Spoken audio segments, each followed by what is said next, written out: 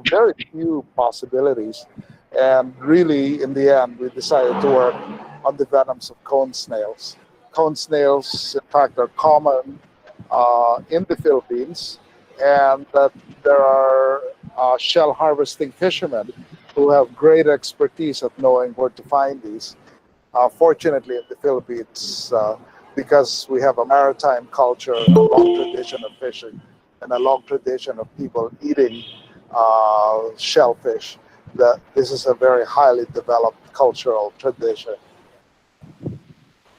Now, researchers from the Philippines and around the world gather at a resort named Tambuli to study the biodiversity present in just a few fishermen's nets.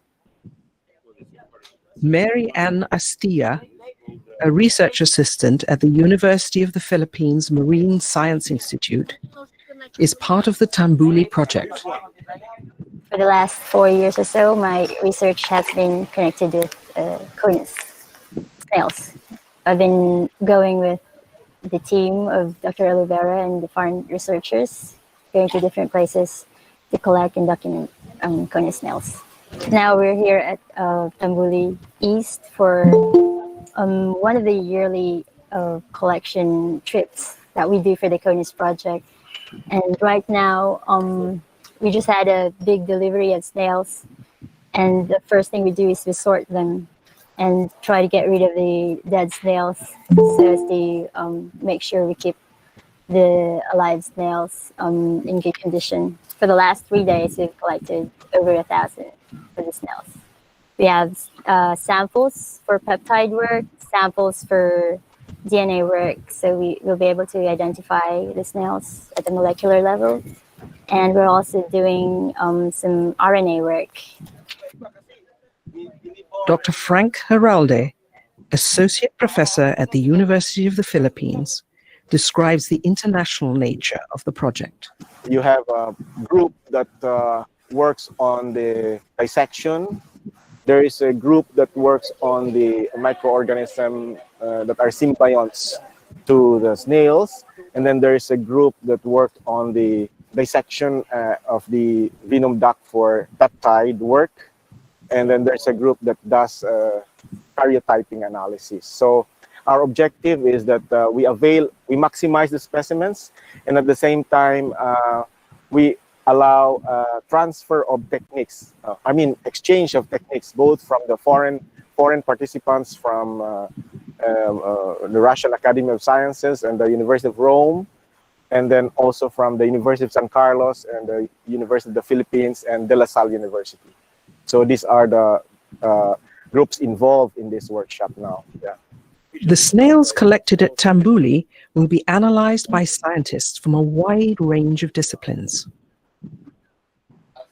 But for a study known as the Ethnoculinary Project, the snails will be analyzed in a traditional way, by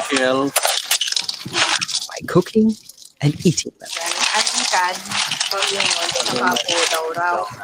Sachi Goripanda is an anthropologist with the Marine Ethnoculinary Project. So we're doing this project now in Cebu, and we're at the pavilion resort of the Tambuli East Beach Club. The Marine Ethnoculinary Project is interested in how these shellfish are cooked in different parts of the Philippines. In the northern part of the Philippines, they don't consume shellfish much. But the southern part of the Philippines, they consume a lot of shellfish and seafood. So we're going to look at the variations of cooking and consuming these shellfish, and also maybe we're going to look at the culture.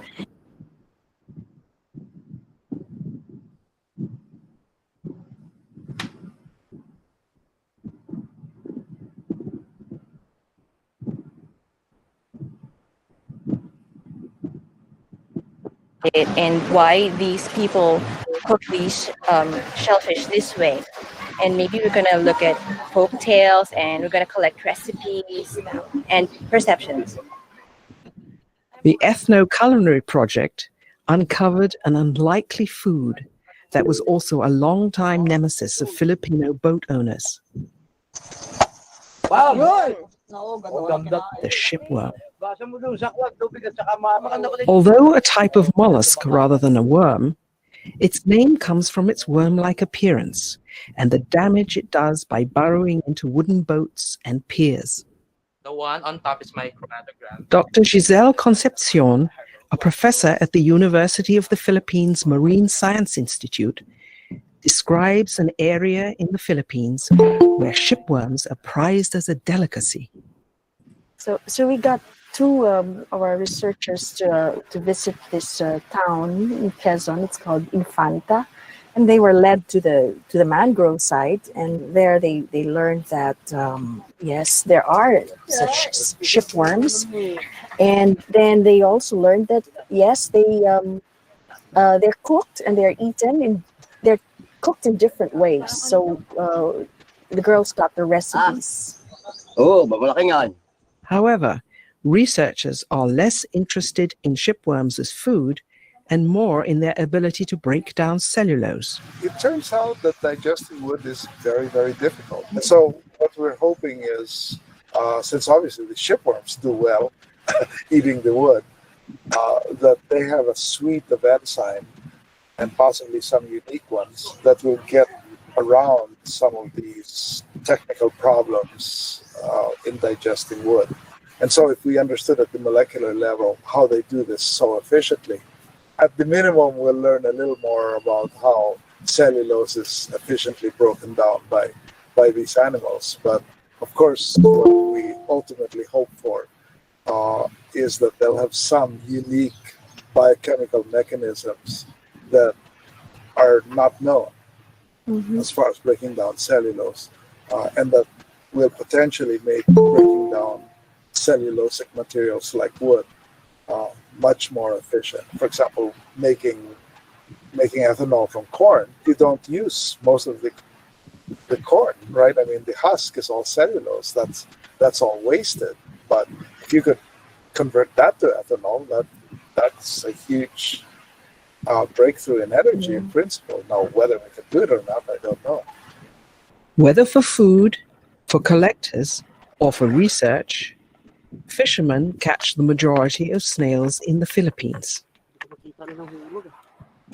Fishermen have adapted their methods to go back and forth between fishing for food, the shell trade, or to supply researchers with material.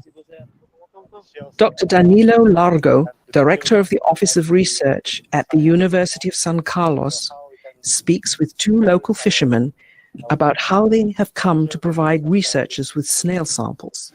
So we have here two guys who are traditional fishermen. I just would like to ask them some questions in our dialect in Cebuano. Si Donald Dan order na ako ng buhi. Delivering shells to some people, buying shells for purposes of scientific studies. He knows that these are really to explore the potential of shells for drugs. So he's pretty aware of this thing. When we started some kind of a formal briefing on them, we provided them with some materials like colored pictures with names of the snails. Some of these fishermen start to become familiar because these are the usual species that they collect, and so they get to be familiar. This is the name of this particular species. So now they are more educated than they were before, and they start to become smart also because now knowing the name of this particular species, and because of the internet, some of their children can check the internet for the prices. So now they know like which species now are more expensive. So you haggle with them now for the price. With the help of fishermen and by utilizing the maritime culture of the Philippines, scientists may one day be able to understand the astounding biodiversity found in its waters. Okay, next slide, please. In 2004, for 6.5 weeks, the University of San Carlos and the Museum Nacional de Historia Natural embarked on a modern-day expedition. Scientists from 19 countries with 74 participants studied the area around Panglao, composed of 5 municipalities, comprising 15,000 hectares of study area. What we discovered was Next slide, please. Was 1,200 decapod crustaceans. If you compare this with what you have in Japan, the whole of Japan from north to south is only about 1,600 islands. But we are talking here about the Philippines in only one area. We already have 1,200 species. So after seeing this collage of my presentation, what are we really doing? What are we trying to discover? Is it about the beauty of the Philippines? Or is it the beauty of living things vis-a-vis a certain area? Or what perspective can you get from this? Because this study is all about taxonomy. Taxonomy as a science is, we do this to name new species, to discover if there's new species at all, or which are endemic, which are rare, which are present or extinct.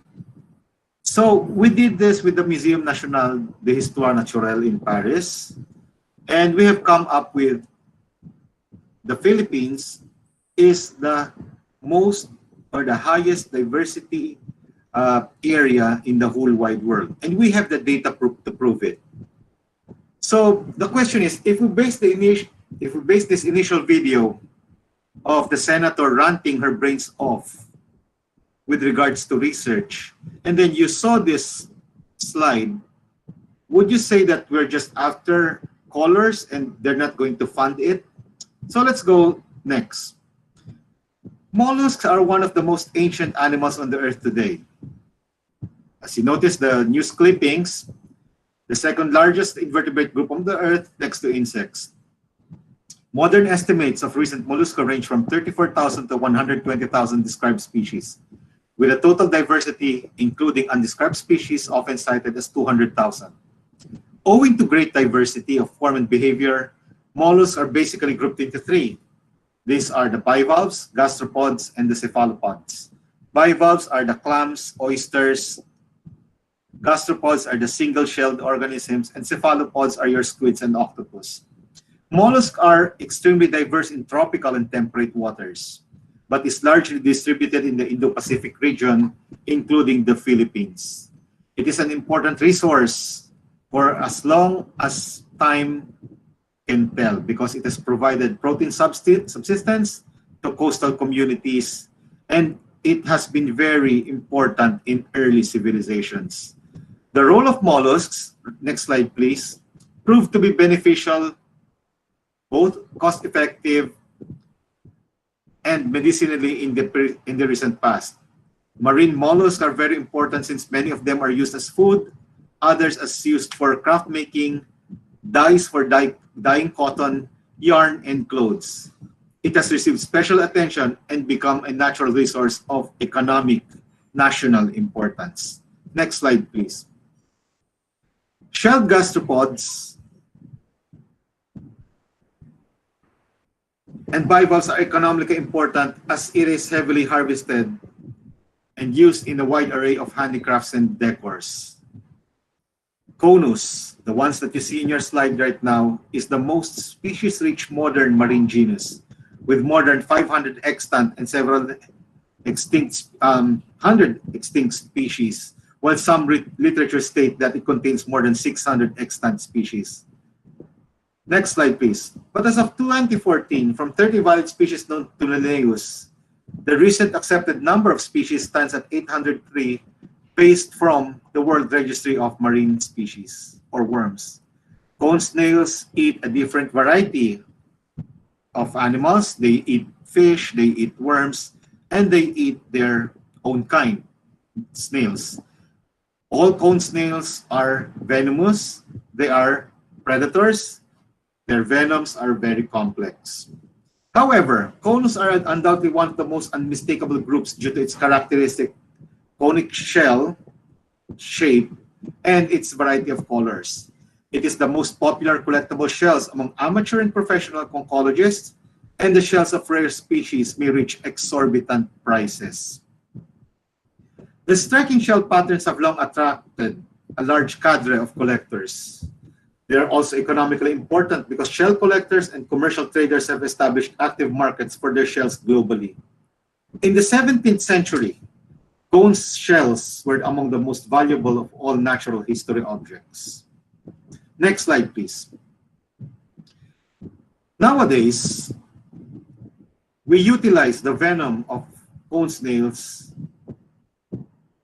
for research tools in neurosciences and other potential therapeutic agents. Its venom becomes increasingly important in medicine and neurobiology. The slide that you see right now are the most venomous snails in the Philippines and in the world. The one on the center is Conus geographus. It has a fatality rate of 70%. And as such, a lot of discoveries right now from Conus geographus really is very important in neurobiology. Cone snails occur mainly in the tropical zone of all world oceans, especially in the Indo-Pacific region and the Western Pacific region where we all belong. Next slide, please. The Conus geographus is considered in the literature as the deadliest snail in the ocean. These species live in the tropical and warm temperate seas of the world, from shallow waters until subtidal depths.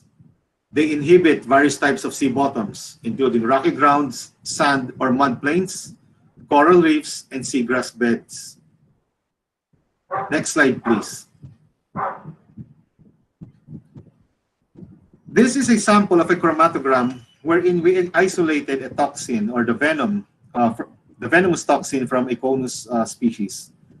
From this one, it elicits, as you can see, the peaks.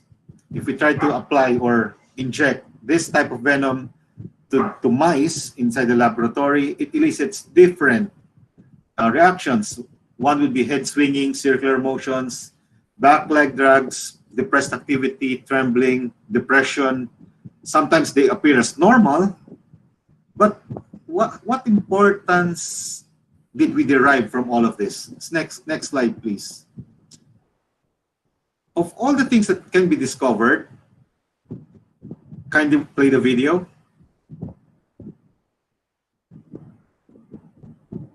We notice this in the natural condition. What does a cone snail do to a fish when it stings it with its radular tooth, injects its venom? And if you notice the reaction of the fish, it becomes paralyzed, it cannot move away. Until such time, you see tetanic paralysis, and then that. It gets swallowed whole. Different Conus species have different behaviors or feeding behaviors. That is only one. That's the hook and line method. And then the next slide, please.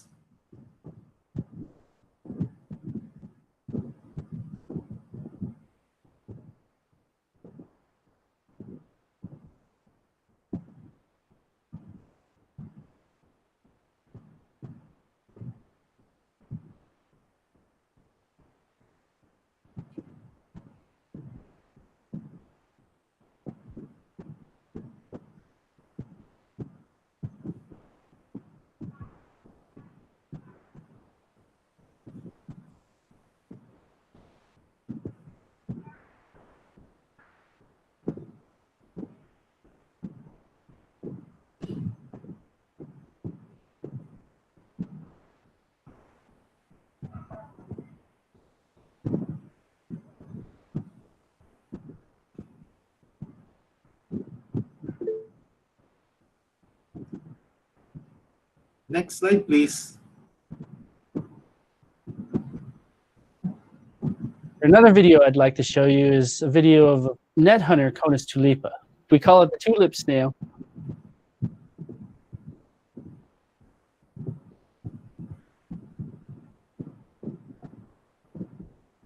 Thank you for bearing with us.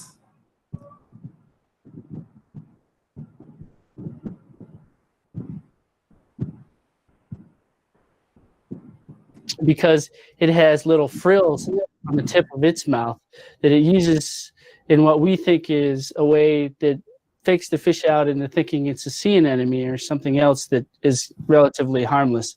So with Conus tulipa, it's a completely different strategy in catching fish. And we think this strategy is important in trying to catch more than one fish, multiple fish that might be sleeping or schooled together at any one time. Now, once Conus tulipa senses that fish are in the water, it opens up its mouth, and instead of sticking out its proboscis, it uses this mouth to engulf its prey and then stings each one separately while already captured. So here you have a video that shows how Conus tulipa does this, and you can see that even for a snail, it can rapidly open and close its mouth to capture these prey. Here we have one where you can see right down the mouth and see that it's just a tube, and yet the fish, after a while, escapes. So here you have another one where Conus tulipa has a fish right at the tip of its mouth, and you can see that the fish itself is not afraid to be engulfed by the mouth, but it's all over for that fish once it gets closed off. So you can see that the net hunters seem to have a larger appetite than the hook and line hunters. And in fact, this snail here was given a choice of 8 fish during this sitting, and it ate all 8 fish within an hour and a half of this videotaping. Okay, next slide, please. Another video I'd like to show you is a video of a net hunter, Conus tulipa.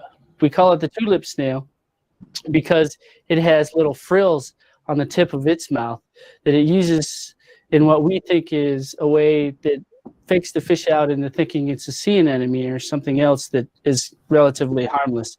So with Conus tulipa, it's a completely different strategy in catching fish. And we think this strategy is important in trying to catch more than one fish, multiple fish that might be sleeping or schooled together at any one time.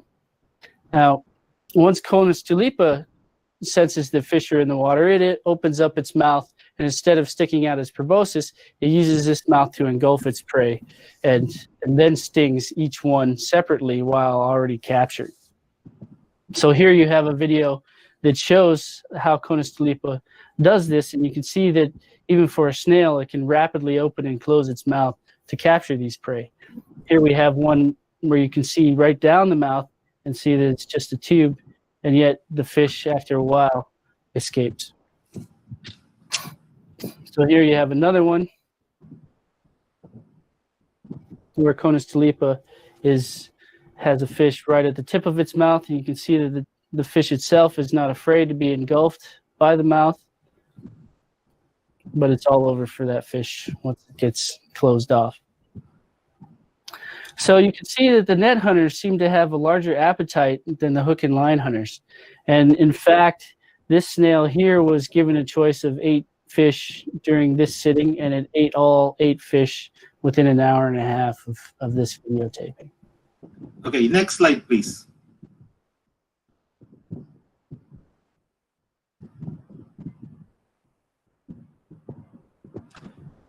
One of the very best inventions that was brought about by our research in Conus is we were able to isolate a compound, a conopeptide, and it was manufactured into a drug.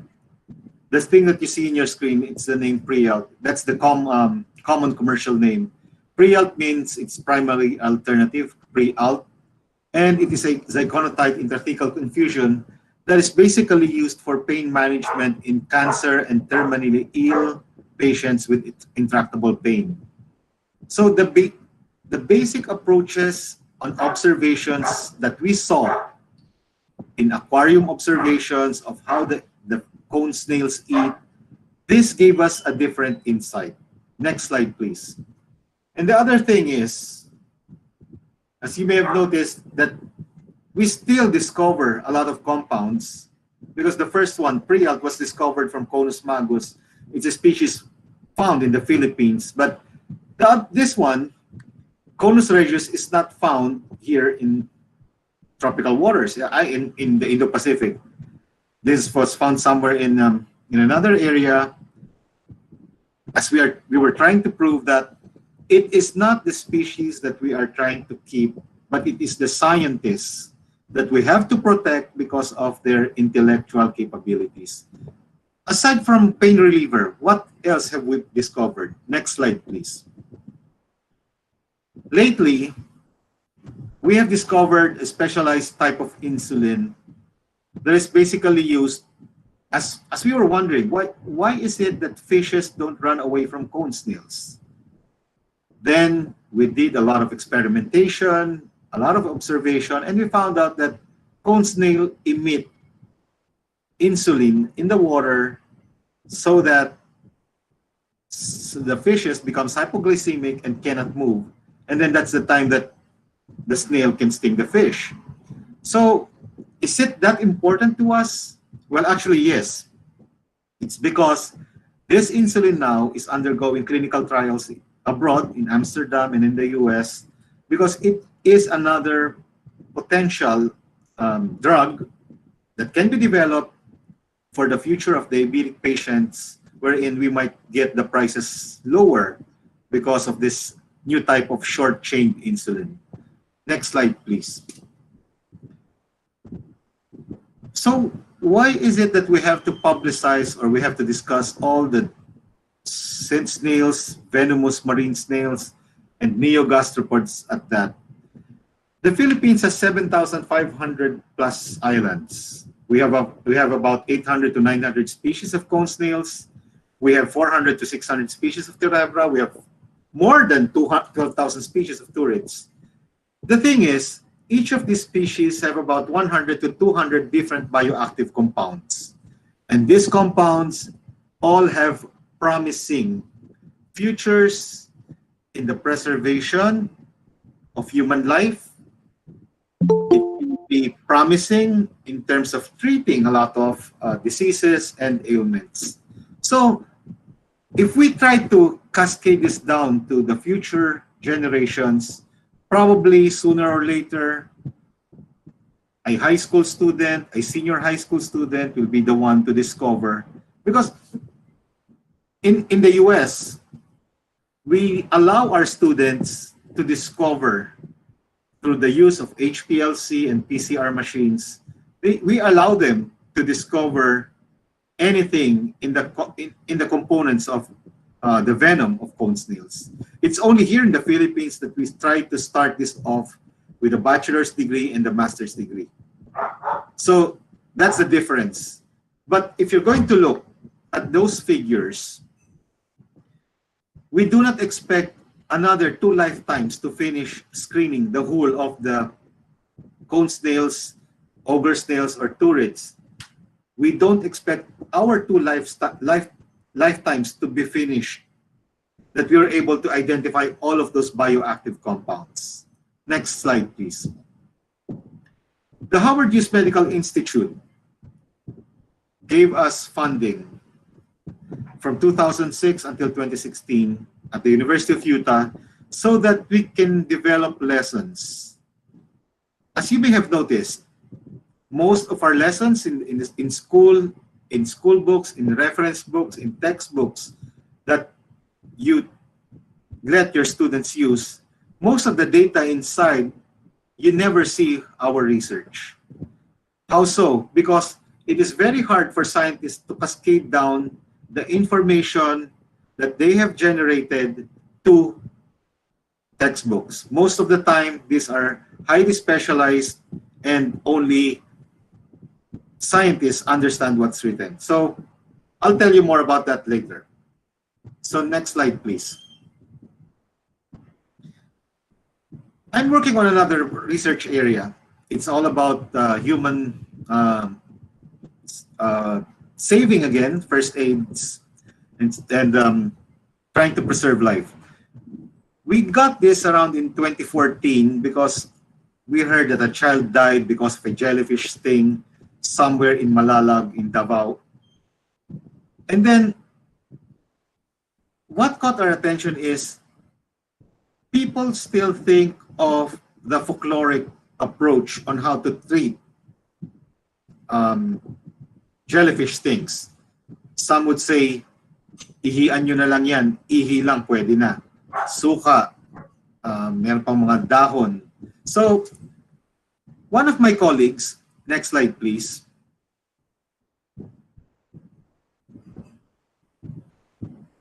I gathered all the literature of how severe is it with regards to jellyfish stinging cases, and I'll bet you it's really lethal. So it is unrecorded. Some literatures say, although unvalidated, they say about 300 deaths per year in the Philippines. So in the past 3 years, we have seen this in the news. Enchong D got stung, Ann Curtis got stung, but they both lived through it. Then we watched something in the news that there was this Filipino-Italian child swimmer who swam in Caramoan Island, and there's this couple in Bacoor, Cavite who got stung and both died. Next slide, please. The picture below shows you a 3-year-old child who also died in Quezon. Imagine that if you're a family, you went to the beach to enjoy, and you were 10 living souls. You went to the beach, and then when you left, 1 died and 9 left. Very sad.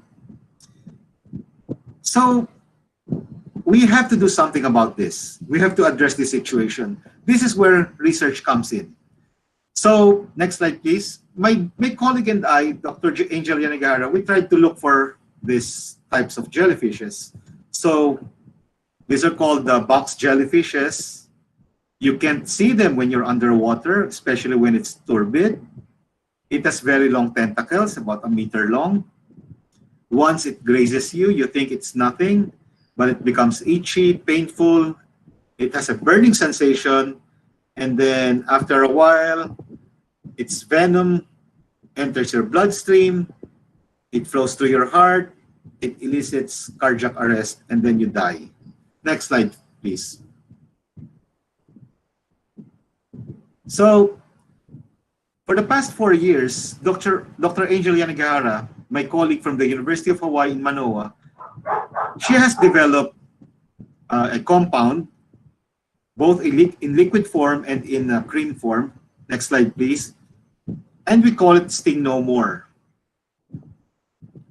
We apply it in areas, as you notice the sting areas in the legs of those children. Next slide, please. Sting No More has been developed specifically for the purpose, not as a treatment, okay, but as a means of reducing the sting sensation, and the markings can disappear once you apply these compounds, because it takes time. Okay, there is no approved drug yet that can reverse the effects of stinging cases. Next slide, please.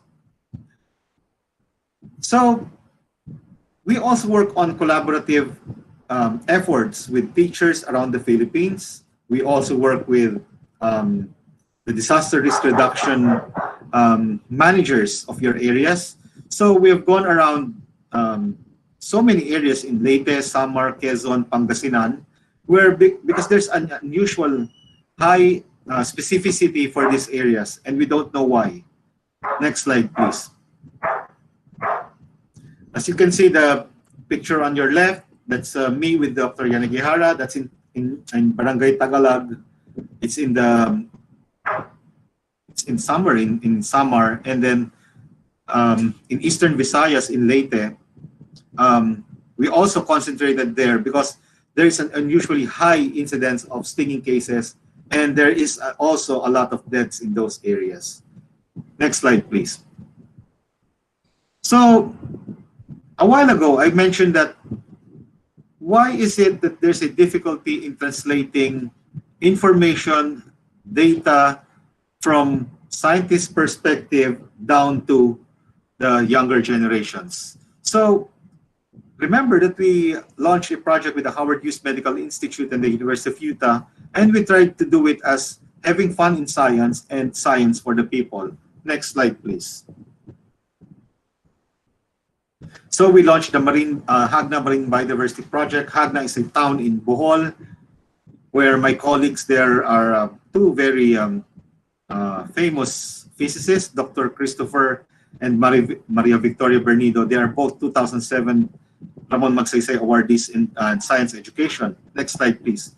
So what I did there was I went to their school, gathered 50 science senior high school students, and I treated them as if they were professionals. We had a workshop. Next slide, please. Wherein I asked them to go to the field. Next slide, please. They did intertidal collections. Next slide, please. Arranged them in groups. And then we taught them how to handle microscopes, and then how to dissect, how to sort, how to photograph. Next slide, please. And show them how curation of specimens are done. This is a basic approach on how to do science education in younger years. It's not hard. Actually, the students for this summer camp, they spent 5 whole days with me. They slept in the school with me, with the proper guidance of the school authorities. We eat breakfast, we eat lunch, we eat dinner all together. We work from 8 a.m. until 10 in the evening. Next slide, please. We even did stargazing. We did watch movies, of course, because they are kids, and access to movies in the provinces is pretty hard. So I brought out several movies that have great impact for their well-being. So next slide, please. Come to think of it, after our activity with high school students, we were able to discover a new species after collecting in those intertidal areas. We named it a Cycloscala dal, or it's an epitomium. It's named Cycloscala civiaefensis, after the name of the school of the Bernidos. This paper, when we were doing it, it is not your classical approach to taxonomy, because considering that the Dr. Bernido, both the husband and the wife, are both world-renowned scientists in physics, and I am doing biology, we integrated classical biology with physics, and we were able to provide that name for that new species of epitomium by utilizing the spiral characteristics of a snail and applying the helical angle vis-a-vis the rate of turn to get the lead of the helix. And this dictated the new outcome for the new species of epitomium, and this proves that there can be a marriage between biology and physics. Last slide, please. I give thanks for PCPD to the organizers of IIRC 2020. I appreciate it that you have invited me to become one of your plenary speakers. That's all, folks. Thank you, and domo arigato gozaimasu.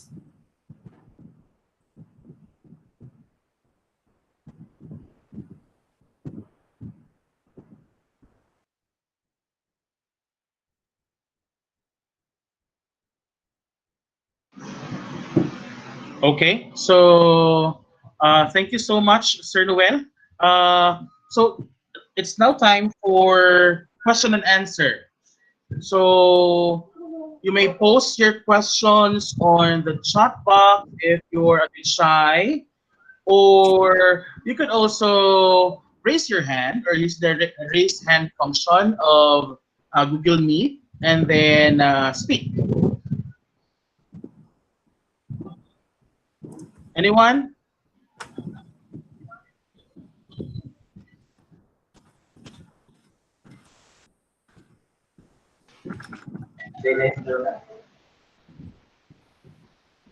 No questions?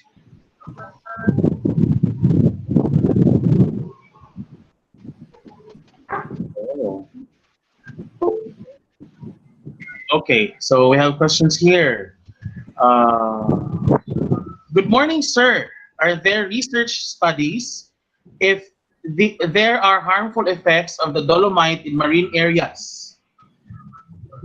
Well, I know where you are coming from because of that dolomite in Manila Bay. So it's easy to apply research on that. But the thing is, you also notice that there's been a debate between my former institution, the University of the Philippines Marine Science Institute, and USEC Antiporda of the DNR. What are we really trying to prove? Has anyone ever wondered if you have been to Panglao Beach, you have been to Boracay, you have been to all the other places where it's too commercial? Have you ever thought that if it's really the original white sand of that place? Because most of the places in the Philippines, you can't have that white sand. I'm going to tell you frankly. There are a lot of questionable beaches in the Philippines that really dump sand. And I'm very particular in very commercial areas. So if we're trying to look at one case because of the amount of publicity that the Manila Bay has generated, yes, we can do research about it, about its harmful effects. But as I've said, if it's all about the publicity being generated,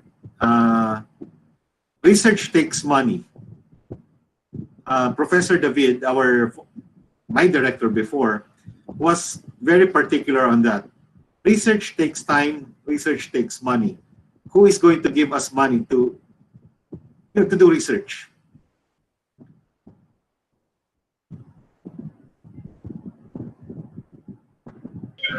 Okay, thank you very much. We have another question, sir, from Kyle David Atienza. He says, hello, sir. Can we use these species as bioindicators of climate change? Okay. Yes and yes. How so?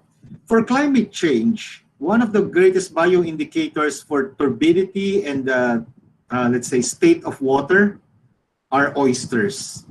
Yung what you call oysters in Tagalog. Talaba, yeah. These are good indicators of quality of water, believe it or not, because they reside way down there.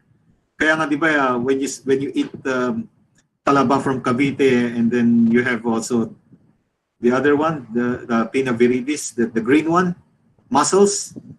Actually, because they are filter feeders, they eat a lot of waste, right? So that determines the quality of water. So I'm just being funny, but this is the truth. They are filter feeders. So in terms of climate change, if you don't see the natural living species of each specific habitat, there is already a downfall of the quality of the environment. How so? When I was in Guam in 2014, I was deployed there to do research on the outflow of the mountain, the hillside, wherein every time that there is flooding, there's this runoff of mud, there's runoff of fresh water in the natural environment. You wouldn't believe 400 meters of dead waste, dead land, underwater. All shells are dead, all seaweeds are dead after one typhoon. 400 meters. So climate change, if you have that, if we have that, if you believe that, there is really absolutely a lot of proof out there. It just so happened that not all of those findings are found in the literature. That's the problem.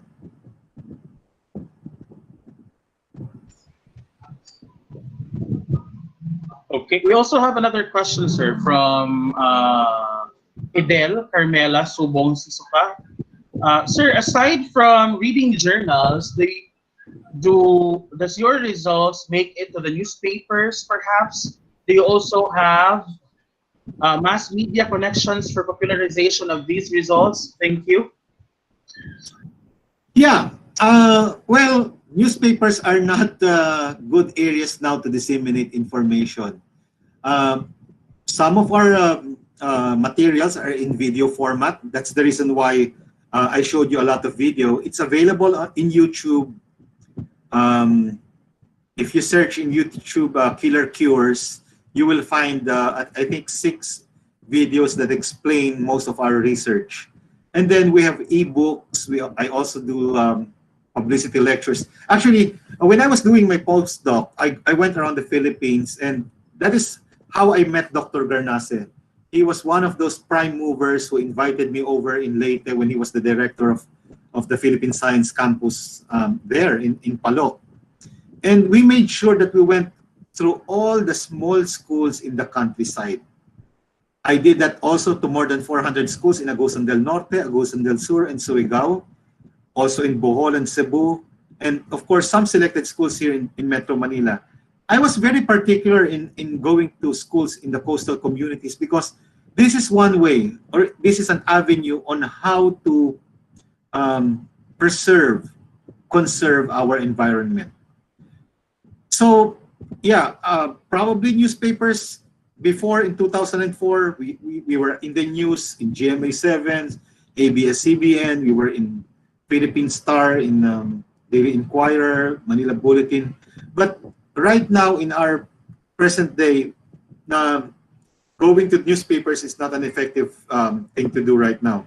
But again, there are often times, as you have seen, my former director David, she has been in CNN interviewed online vis-a-vis Yusek Antiporda. There are avenues for us on those areas, but frankly speaking, scientists are often neglected when it comes to the media. I'm sorry to say that. Okay, so we also have, I think this is a commendation from Mary Angel Davina. Thank you po for very informative sharing, vital informations, revelations, and insights, Dr. Noel Sagil. Revelations talaga. Okay. We also have one. I think that she is, this is our participant or presenter from Palawan, Ma'am Ornace. She says, my field is criminology, but I really appreciate the importance of research from other sectors as well. Also, the worm from trees, which was discussed earlier, is called pamilok in Palawan. We have many of those and it's common staple in every table. Oh, well, you know what? This is that. Thank you very much, Ma'am Unarce, for informing the group about tamilok. Yes, the common name of shipworms is tamilok. And the thing is, it's eaten in Palawan, some parts of Quezon, but not all over the Philippines. It has a high protein content. That's a fact. It can be eaten as a ceviche or your kinilaw. It can be eaten as an omelette. If you visit Palawan, once you land in Puerto Princesa, a few meters away, there's already a restaurant serving them.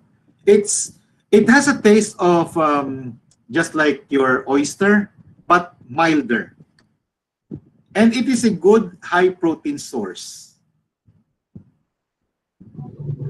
We also have another commendation here. It's from Ms. Eva Pacaira. Congrats po, very interesting. Most of all, I like the part when you shared your experience when you immersed with the students and did the workshops with them. Thank you very much po for the effort and the trust you are giving the younger generation. Thanks for the commendation, ma'am. And sir, lastly, I think this is the last question we have here. How is the current state of taxonomy research in the Philippines? Directly speaking, or frankly speaking, we are in that stage that we are really poor when it comes to research, especially in taxonomy. The Philippines, okay, I'm going to expound something on what I've said a while ago. The Philippines has 7,500 plus islands. One island in Panglao, when we did the research in 2004, we found out that there's 1,200 species of crustaceans and about 3,500 species of mollusks in other areas. If you compare that with the data we have in the Philippines, Panglao Island, we were already around 1,600 species. I was talking about 1,200 species for the whole of Japan. The whole of Japan. The Philippines, 1,601 island. I'm talking about 3,500 species of mollusks in 3 islands in New Caledonia. Compare it with the same island in Bohol, in Panglao, we are already getting 8,500 to 9,000 species. So that is the depth of what we can prove in the Philippines. But why is it that there isn't that much publication that trickles down to the schools? It's because we are not very particular. Kasi once you hear that message of our dear senator, research kayo ng research, para saan yung research? Nakakain ba ang research? Well, not all schools are given the opportunity to be given grants to do these types of research. Mind you, most of the research that I've been to are all funded by foreign institutions and foreign collaborations between non-governmental organizations and other museums. Yes. So just a trivia, no? We talked about taxonomy here. There are actually species named after Dr. Sagil, right, Doc? Yeah, I have several. I have Vasiculus sagili, Jocolator sagili, Yogdodopsis sagili. They, in taxonomy, we honor, people honor you when you have a lot of contributions. So my colleagues from the international arena, from Paris, from Singapore, from New Caledonia, decided that let's honor Noel and name some species after him. So he goes down in history with names affixed to his name. So yes, improving taxonomic research. You know what? I know that most of the audience are teachers. This is what I'm trying to relay to you as my parting words. You don't need to memorize anything in biology. The old ways of forcing students to memorize terminologies, it's not going to work. Recalling names, as you may are maybe you're all aware of, memorization is the lowest form of learning. So why don't you try to ask them and how to analyze? Instead of just asking them to memorize specific terms, why not create a dichotomous key? Tell them, how can you identify a snail based on its characters? Use your 5 senses. Is it rough? How do you see it?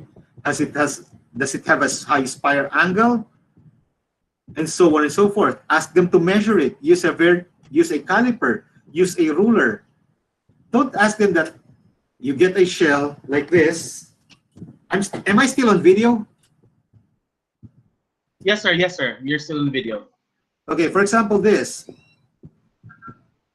It's a Conus Gloria Maris. It's one of the most expensive shells in the world, right? So if you just tell the student, hey, that's a Conus Gloria Maris, but you didn't describe it to them, look at its spire, right? Look at its lip. Look at its coloration and variation. Look at its mouth.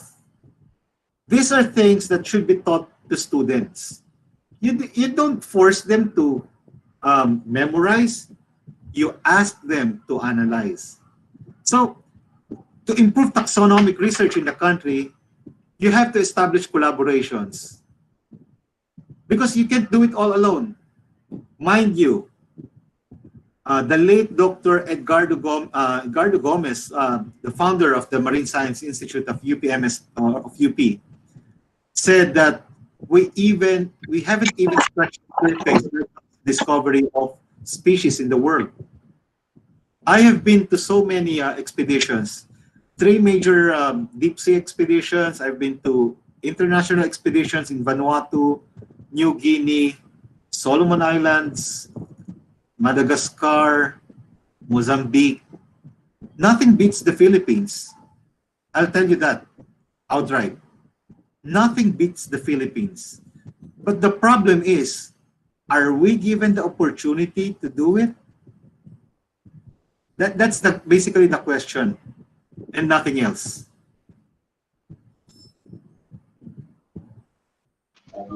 Okay, thank you very much. Any other questions? May hahabol pa po ba?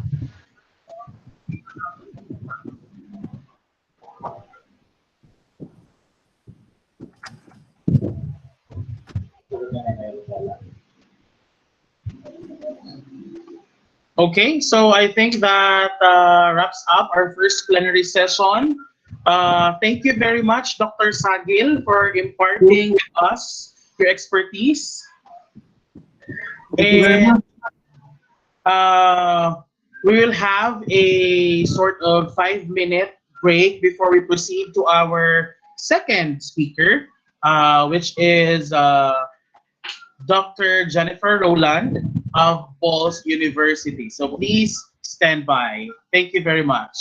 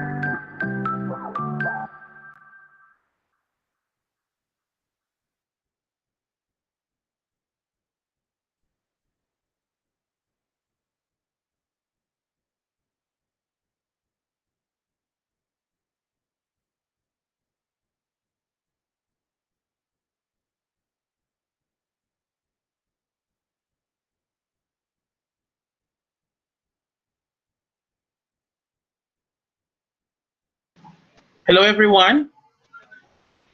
Okay, so I'm back. We are back online. So, are we good? Gising pa ba tayo?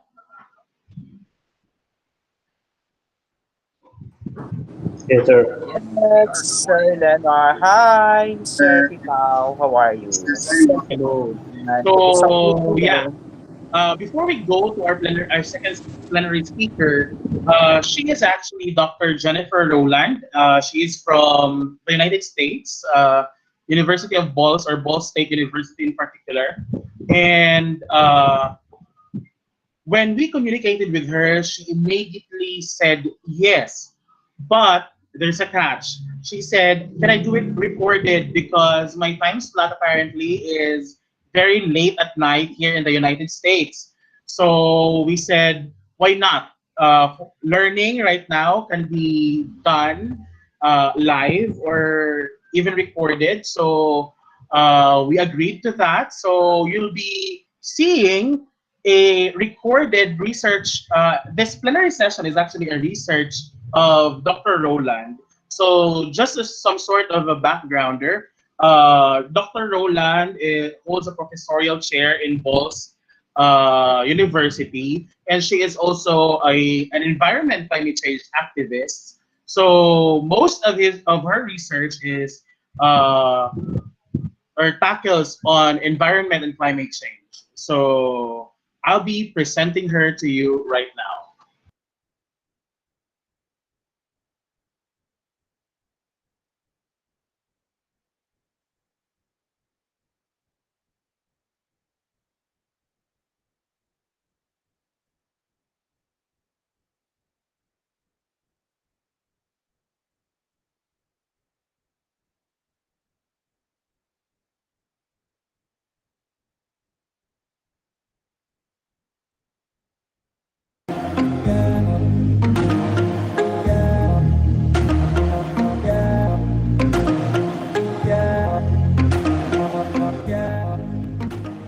From Ball State University in Muncie, Indiana, in the US.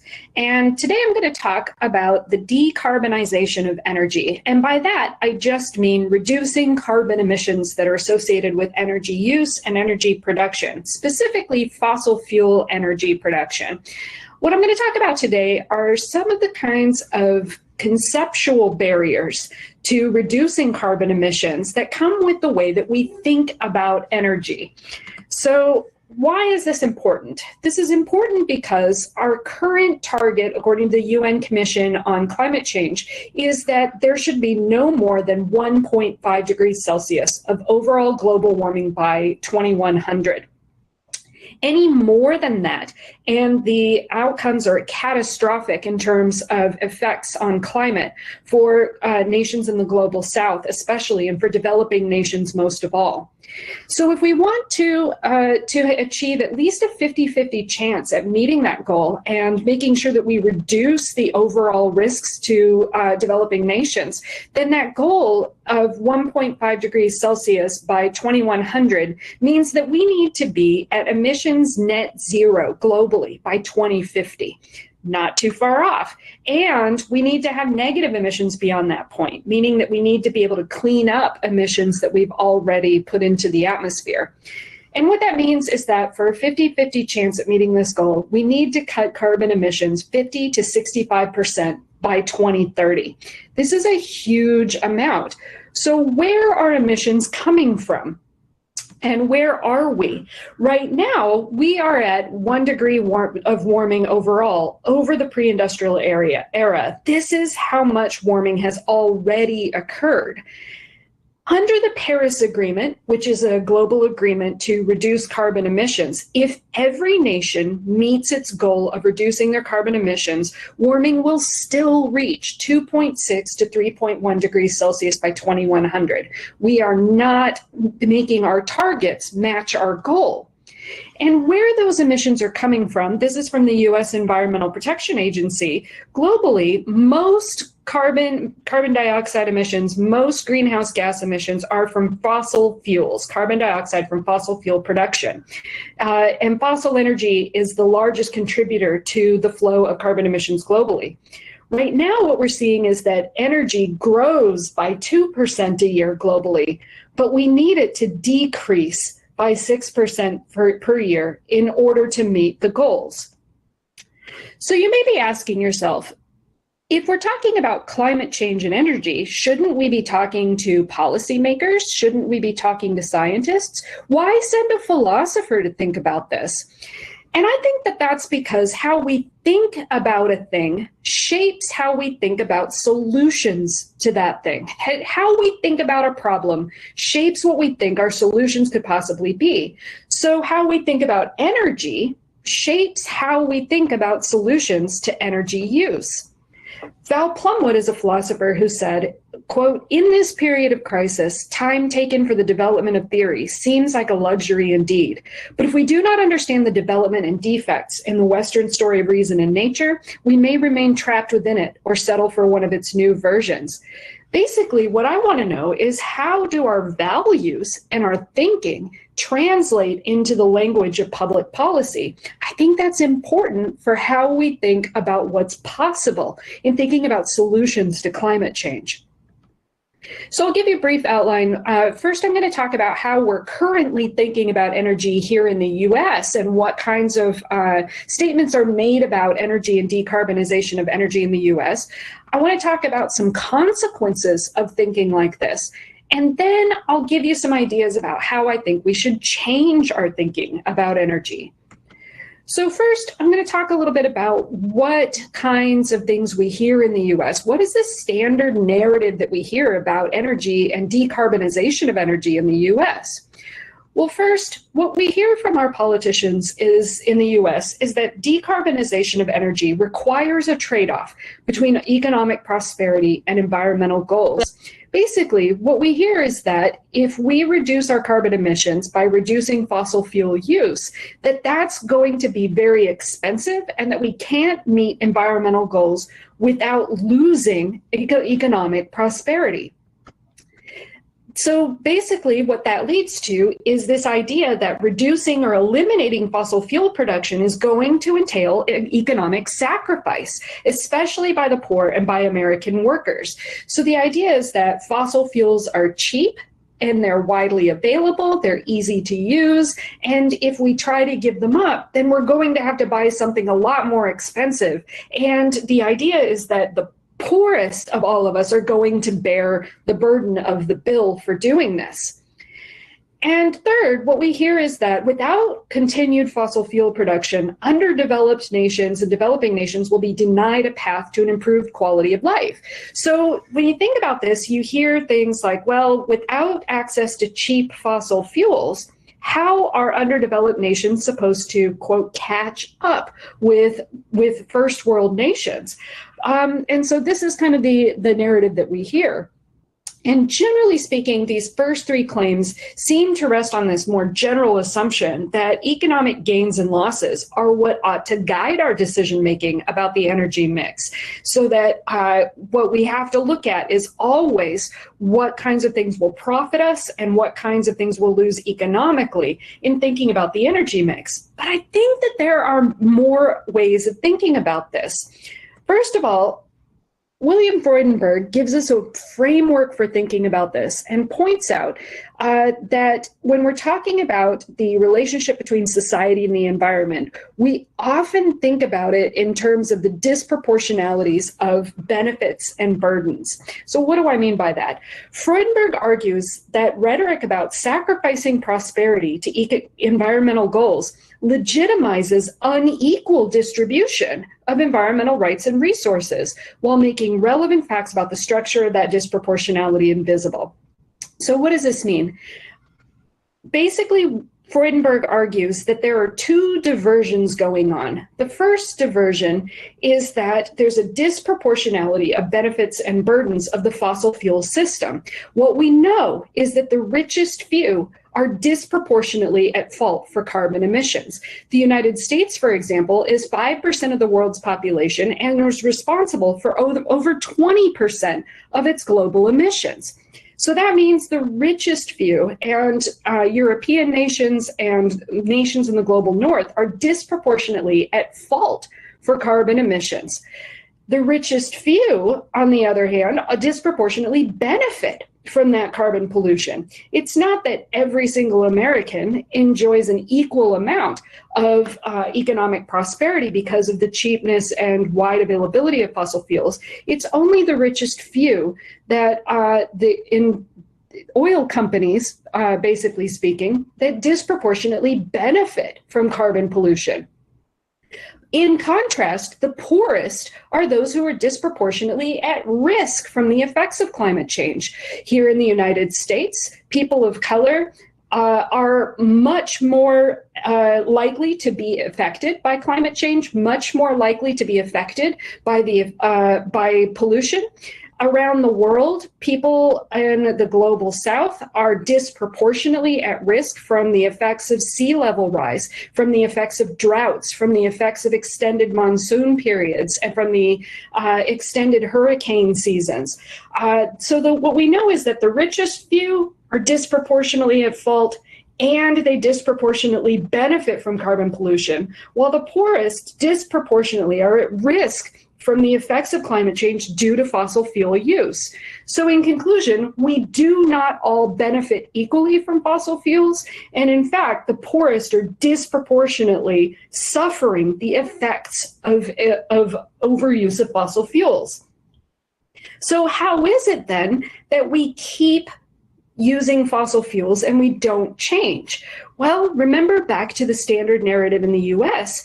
The idea is that fossil fuels are supposed to benefit all of us economically. So if we get away from the fossil fuel system, all of us will have to sacrifice economically to get it. This is Freudenberg's second diversion. It's a distraction. This is a privileged narrative, a narrative that says that everybody benefits equally from carbon emissions is false.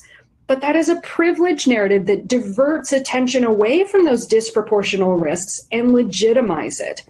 So what we're seeing is those false narratives tell us that everyone would have to sacrifice equally if we stopped using fossil fuels. That's not true. Only the richest would have to sacrifice a great deal to stop using fossil fuels. Part of the reason for this is that everybody in America, for instance, every US taxpayer currently subsidizes fossil fuels to the tune of billions of dollars a year.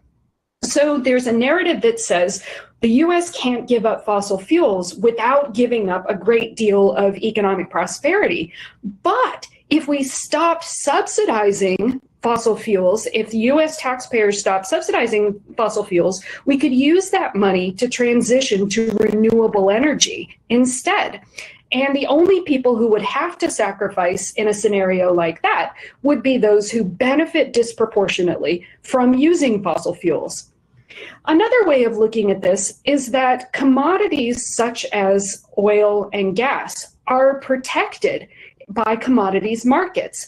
In the US, you can hedge your risk in your investments by trading on the commodities market, which is a whole system of side bets on fossil fuels that have nothing to do with the prosperity of the everyday person and everything to do with the prosperity of people who disproportionately benefit from fossil fuels. It's also not true that developing nations see a net benefit from fossil fuels.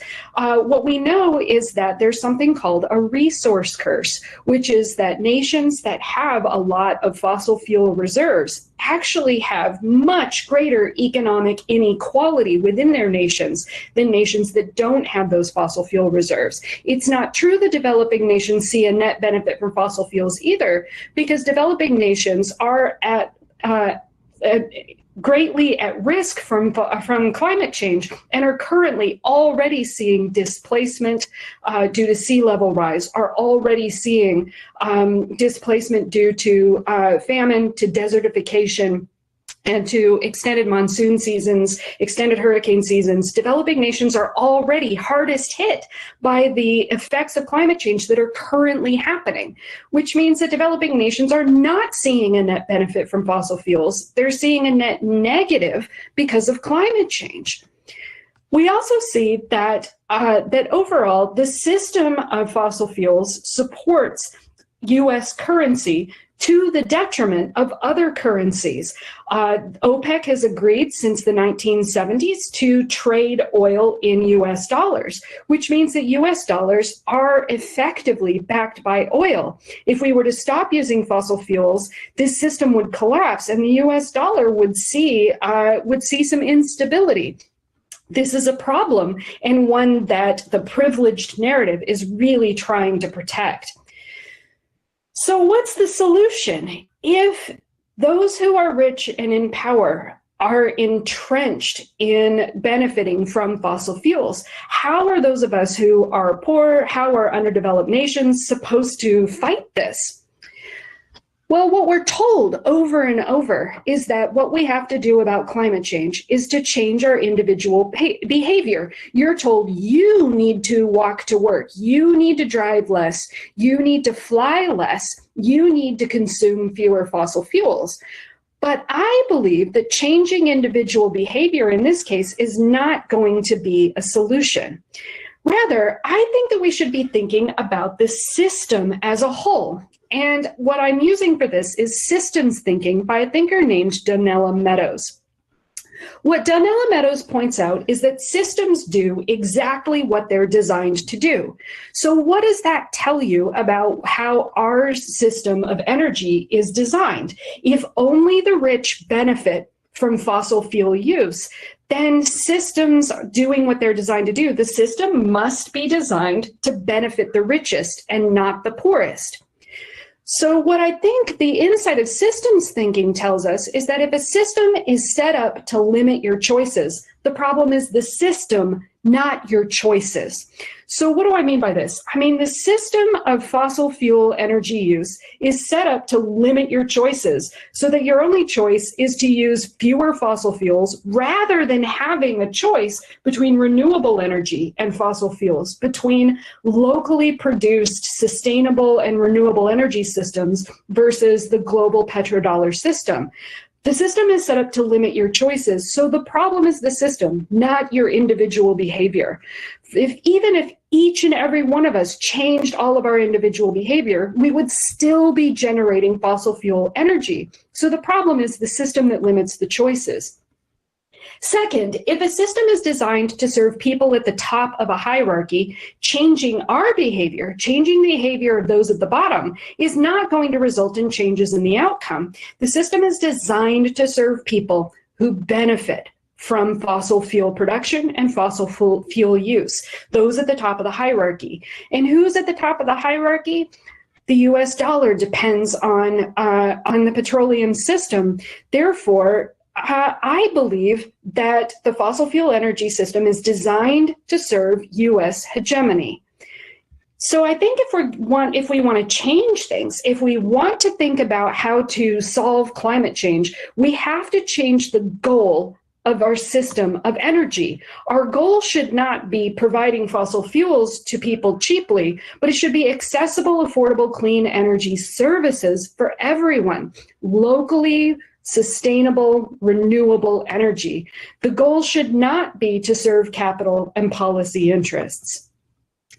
So how is it that our thinking limits our choices and our imagination in this area? Well, my theory is that one of our mistakes in thinking about energy is that we think about energy in what I call the fossil conception of energy, or the FCE. Basically, what I mean by this is that we think about energy as a thing, as a substance that you fill a can with and carry to the area where you need to make energy happen. But energy isn't a thing. Energy is more like a service or a capacity to do work. It's not necessarily something that is supposed to provide profit or capital to those at the top. It can, but if we think about energy as as a service, then we can change the goal of the system and flip the hierarchy so that those who are at the bottom are the ones who are served by our system of energy. And I believe that that system is more clearly served by locally produced renewable energy through solar and wind. I believe we have to change thinking about energy from how each of us personally consume energy to thinking about the collective interests of our communities. That we have to change our thinking about energy as a commodity instead of thinking about it as a commodity to be bought and sold and stockpiled and kept away from people and sold to them.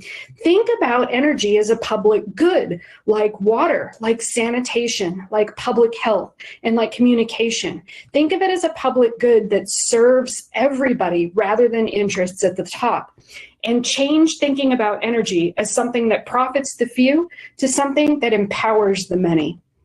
My name is Jen Rowland. If you have any questions or would like to see more data or you would like to talk to me more about this, my email address is jjrowland@bsu.edu. Thank you for listening.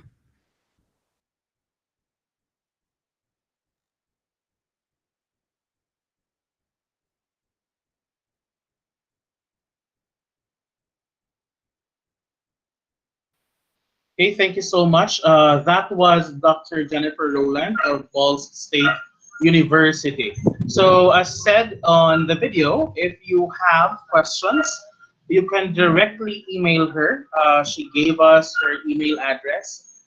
That was balls dot, that's JJ Rowland at bsu.edu. Okay. So that pretty much wraps up our two plenary sessions for today. So I would like to remind those who will be presenting this afternoon to please be on time. So we have two sets of presenters this afternoon. The first set would be from the Environment and Climate Change breakout session. We have Sir J.R. Duldulao, Sir John Manuel Padre, and Mr. Ricardo Gonzalez Jr. So after the Environment and Climate Change, the session or the presentations for STEAM will follow. We have Mr. Albino Taer, Mr. Aldave, Mr. Michael Pasqua, Mr. Von Cyril San Jose, Architect Atienza, Architect Rojas Buche, we have Ms. Rosali Madrid, Mr. Dominic Sanchez, Mr. Tomas Biquito Jr., and then Mr. Eddie Cabrera, Ms. Rafaela Payawal, and then Ms. Cheryl Salvan, Mr. Iratus Glenn A. Cruz, and Mr. Kyle David Atienza.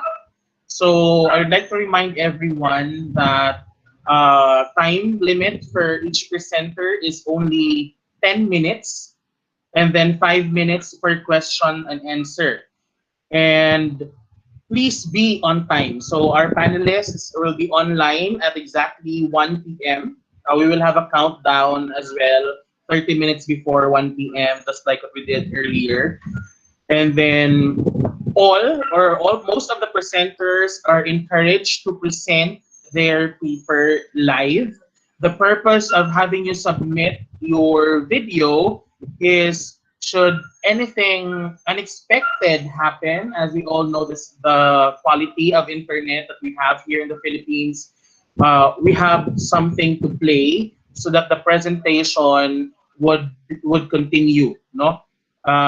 Also, sir, what if I had a problem in joining the conference and I was not able to join during that particular breakout that I'm scheduled to present? What will happen? Would you play the video? No, because we will be playing the video if you are there, so that after the video played, you can answer the questions of the panelists. So if you're not there during your schedule, let's say in the beginning for the first 30 minutes you were not there, you were already called, but you were not yet, or you have not yet joined us here on Google Meet. We will park your slot first, and then we will allow others to go or to present ahead of you. But before the end, we will call you back, and then we will allow you to present. Okay. So our panelists for this afternoon is Dr. Naldoza and Dr. Poso. So they will be rating your presentations. So that would basically end our session this morning. We'll see each other at 1 p.m. Thank you very much. Thank you, sir. Thank you.